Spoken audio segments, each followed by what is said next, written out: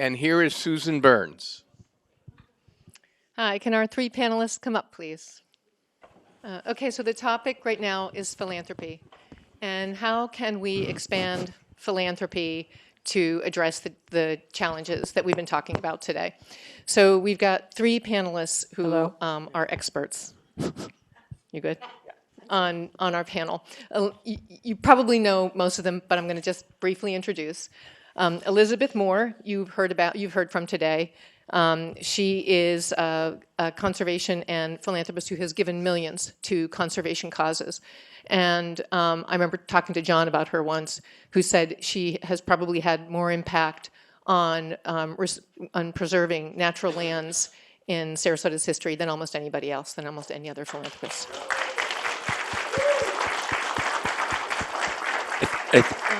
I think I called her a unicorn. Yes, you did call her a unicorn. John Thaxton is the Senior Vice President for Community Leadership for the Gulf Coast Community Foundation. I'm sure everybody here knows John. He is involved in a lot of projects to improve our region and public policies.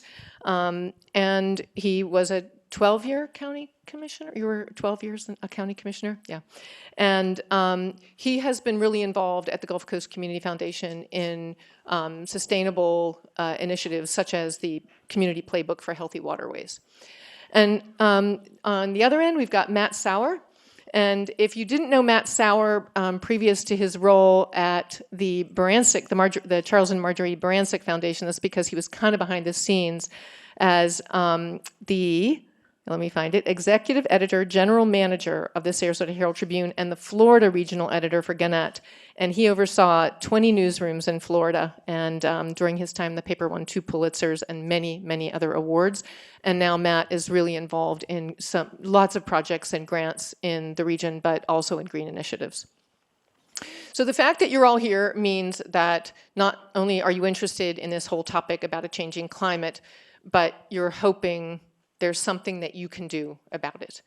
So I wanted to start with Elizabeth and talk to all of them about how do you approach your investments, your charitable investments? What motivates you and where do you want it to go? Okay, well, my observation over the last 10, 15 years that I've been in this region is that the human services are pretty well covered. The human services, arts, and culture.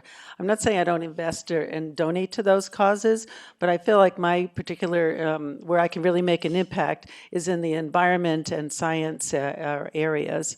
And so that's where I've decided to concentrate most of my major philanthropy.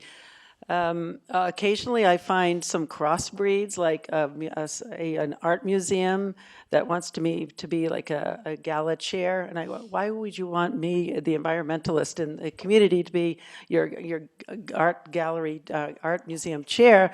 But when it has to do with the intersection of art and nature and the resilience of nature and its expression in art, I'm all about that. So. And you've also talked about long-term investment. I'm calling it investment because it is an investment in the community, but your charitable donations have to do with the long run, right? Absolutely. I invest in some capital campaigns, whether it's at Moat or Selby Gardens, because I believe in those missions. But on a smaller scale, I donate to almost every science and environmental organization in at least a small to medium-sized way, so over a long time, and that makes a difference, I believe. Okay. Matt, talk about the Barancik Foundation and how you approach where you're putting your resources. So I can't give you a climate change number, excuse me, but I can give you an environmental number. We've invested since we're a very young foundation. We date back to 2014, but we have donated about 11% of our total grants have gone to environmental things. And we look for systemic changes. We've done a lot of work in sort of sentinel investments, I'd say. We're a big donor to the dolphin study in Sarasota Bay. It's the longest longitudinal dolphin study in the world. Basically, it's been going on for 50 years. They are sentinels of the health of the bay, obviously, and the Gulf. And we've invested in something called the Healthy Ponds Initiative, which is there are 6,000 ponds in Sarasota County. None of them are natural. They were all created by developers to basically handle runoff. And most of them do not work well. Some of the problems we have in our bay is because they're supposed to capture stormwater, let the nutrients settle, and then push that water out into the bay. And many of them need a lot of work. So we've invested in a process in Manatee and Sarasota County where an organization called START actually goes to homeowners associations and gives them the proposition that it's a lot cheaper to fix your pond and to have it functioning properly than it is to spend literally hundreds of thousands of dollars eventually to correct them. So we're one of the most important things we do as a foundation, and I'd say this outweighs any dollars we could spend, is supporting events like this. Collaborating, convening, educating. That's the most important thing you can do. You all are the solution. You could spend our entire corpus tomorrow and you wouldn't make a change that we can change by educating people about fertilizing their lawn, planting trees. We've heard a lot of those things today. And we're investing in a conference of our own later this year with the Science and Environmental Council of Southwest Florida that we hope to convene at, well, not that we hope to, we will be convening at the Van Wetzel. We'd love to fill it. And we'd like to carry on the work that started here today about informing people about not only the tough climb we have for climate change, but what you can do to change it. John, what about the Gulf Coast Community Foundation? What have you been putting your money into lately? Well, about 2/3 of the money that is granted out of Gulf Coast Community Foundation is donor directed, and then 1/3 is directed by our board of directors. So every couple of years we do a regional scan to look at emerging issues, trying to get out in front of them. Historically, Gulf Coast was not a large investor in environmental initiatives. That changed several years back, not when I came on as the senior vice president, but rather it changed when individuals like Pauline Wamsler, who is in the audience today, came on our board of directors and insisted that we increase the percentage of money that the board does have discretion to grant out to the environment. So we're upwards of about 20+% now of our discretionary funds that go towards the environment. Probably our showcase right now is the Community Playbook for Healthy Waterways. It has received national attention, and it is designed to assist policymakers, elected officials, to use a science-based decision process to reduce the anthropogenic nutrients that are entering into our waterways that are leading to things such as harmful algal blooms, including blue-green cyanobacteria algae breaks, red tide, and other conditions that just render the water unsuitable for harvesting fish or swimming in or the wildlife in general. So my colleagues in that are also in the audience, Doctors Dave and Jennifer Schaefer. They are, as well as Steve Swa, who I don't see here, he was here earlier, are the principal authors for that. And so we've been hawking that around the country. And it's raised a great deal of attention because it was designed specifically for Sarasota, but with the intent of being able to be repurposed for other areas around the country. And as we know, anthropogenic nutrient loading is a problem around the world. Now, you also told me something surprising, that a lot of the work that you've been doing lately has been going to climate disaster relief. Can you talk about that a little bit? Sure. In this discussion, we kind of were a little bit critical on ourselves in that climate disaster relief is a retrospective look. So Gulf Coast Community Foundation, in partnership with the Charles and Marjorie Barancik Foundation, immediately, actually just before the Hurricane Ian hit, started redirecting our funding to provide life-sustaining assistance to those in the three-county area that were impacted by Hurricane Ian. We were the first money out the door, providing shelter, food, and clothing for these families that were in stress. Our focus was to avoid trauma. We all know that trauma is a lifelong injury, and this hurricane was creating all sorts of trauma, or the possibility for trauma. We have invested over $3 million in this to 75 different organizations providing relief, also working with employers, providing another $500,000 for certain employers to get their employees stabilized. So I would argue that while this is something that many people might criticize as being retrospective, I would argue this is prospective, because we are designing a model to help people survive these climatic events. And even if we were to do everything perfect today, it's going to happen again and again and again and again. So while we might think that this is a reactionary to a climate change event, I would suggest it is very unfortunate, but it is also proactive, because it's causing us to look forward so that we can plan better, because we know more and more and more and more of these families are going to be in a crisis situation. And regrettably, the families that are impacted by climate change the most are the working poor. They are affected first, they're affected the hardest, and they're affected the longest. And we don't see any change in that. So one of the roles of foundations is we have the liquidity, we have the flexibility, so that we can provide this life-sustaining, trauma-avoiding assistance immediately after these climate events create a crisis for our working poor. Yeah.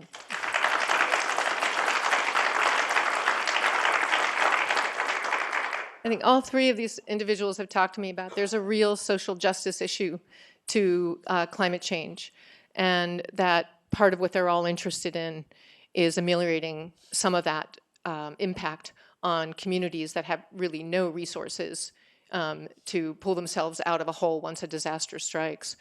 My question was, isn't our government picking up some of this?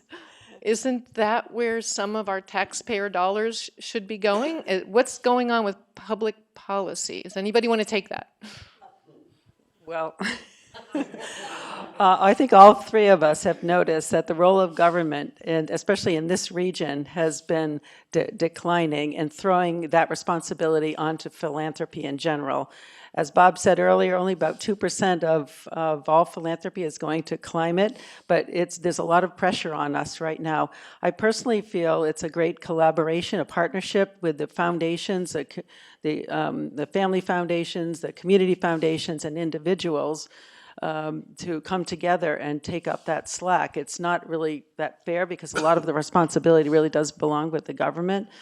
But I must say that my opinion, my observation is that we are very nimble. We can see opportunities. I think especially individuals such as myself, I don't have to go through a whole board. I don't have to go through all the petitions of, all the whatever you call it, this planning and regulation of government. I can make a direct investment like tomorrow, and I can meet a need immediately. Nonetheless, I've noticed that foundations like Barancik and community foundations, they like to have partnership and participation from individuals. I may be often a larger donor, but to see a broad base of smaller donors really is powerful, because it shows civic participation and real interest in that initiative. Yeah, quick.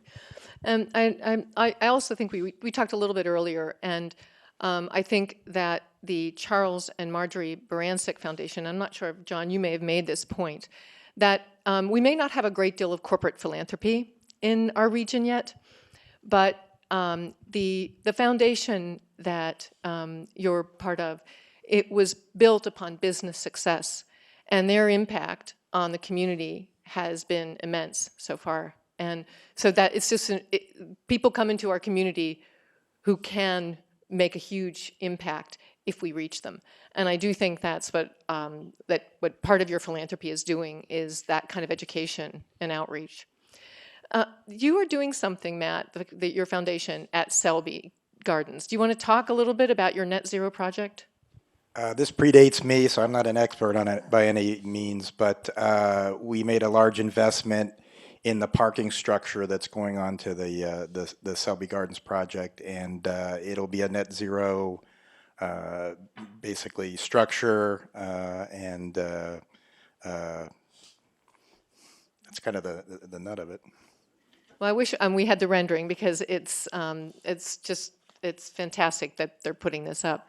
John, is there a project that you want to talk about from the Gulf Coast Community Foundation? You've been involved in so many issues, and you're known as an advocate for the Florida environment. So, Well, yeah, one that we have been very active in, and it's already been mentioned here a couple times today, is the redevelopment of the 53 acres on the Sarasota Bayfront. It is a multiple $100 million, decade-long project. I should say probably 2 decades. I've been engaged with it for 10 years.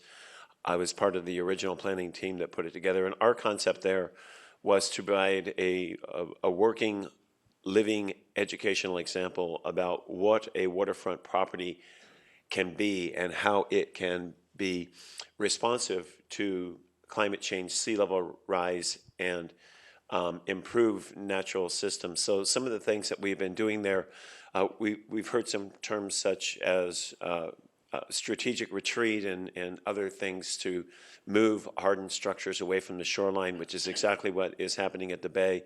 The new facilities are being built on the higher and drier ground. We're taking out a lot of the hardened seawall so that we can soften the shoreline. Again, we heard about habitat migration just a moment ago. This will enable, as the sea comes up, for the Spartina marshes and the mangroves to actually move inland so that that habitat for fisheries resources is not lost. We have, one of the things that I think is really exciting about the project, Gulf Coast did some of the original engineering funding on this. This is not something that's really, really sexy, but it's really cool.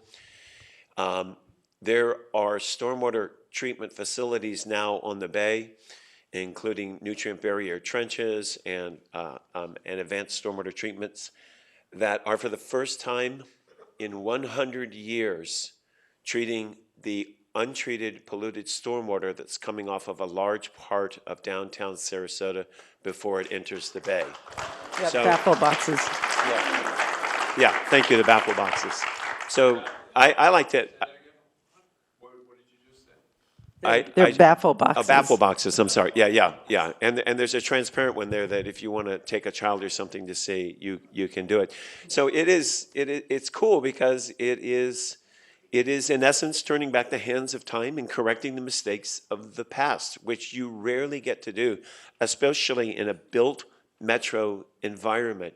And I can go on and on and on about the environmental attributes, but we haven't even talked about the social and other values that this park is going to provide in perpetuity to the residents of this region, not just the city or the county of Sarasota.